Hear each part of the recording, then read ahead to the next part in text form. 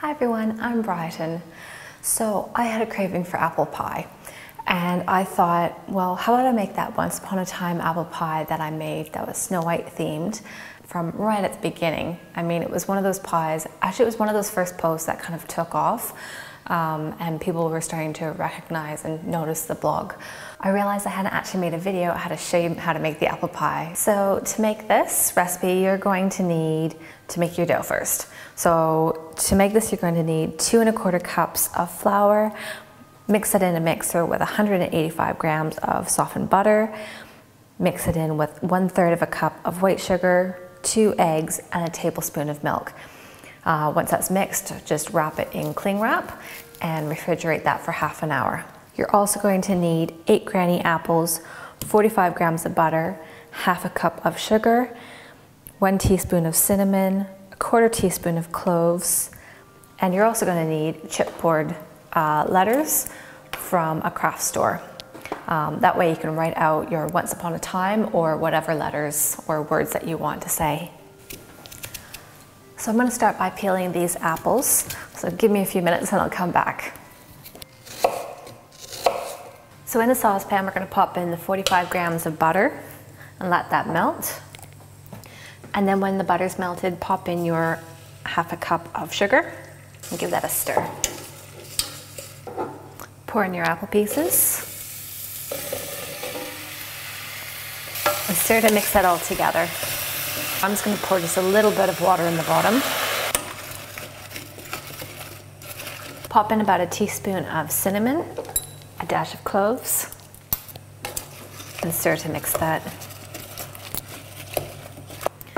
Then we're going to cover this and just let it cook for 10 minutes until all the apple is softened.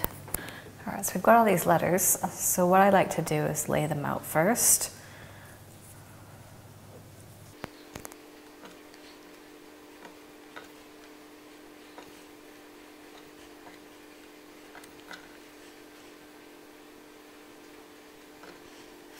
There we go, we've got it laid out. And all I need to do is just press them down so they really embed in and then take them off. In cases where I've got small pieces here, let's grab a skewer, that way I can press down. And now that those are all pressed in, we just need to go in. And this is where I grab a skewer and just lift it.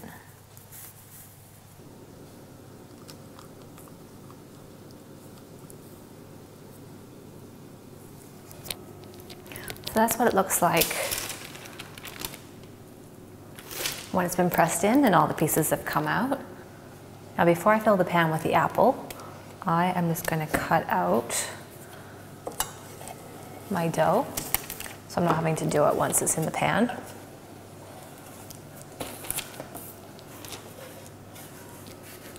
There we go. Now that the apple is done, we're going to pour that into a pan. Then what I'm going to do, I'm going to move my little letters that are, those can be reused, so just make sure you set them aside. I'm going to pop this up here. All right, so what I'm going to do is I'm going to fold back all the edges of the baking paper.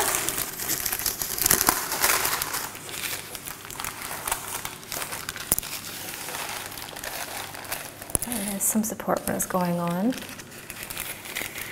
I'll roll back the paper underneath.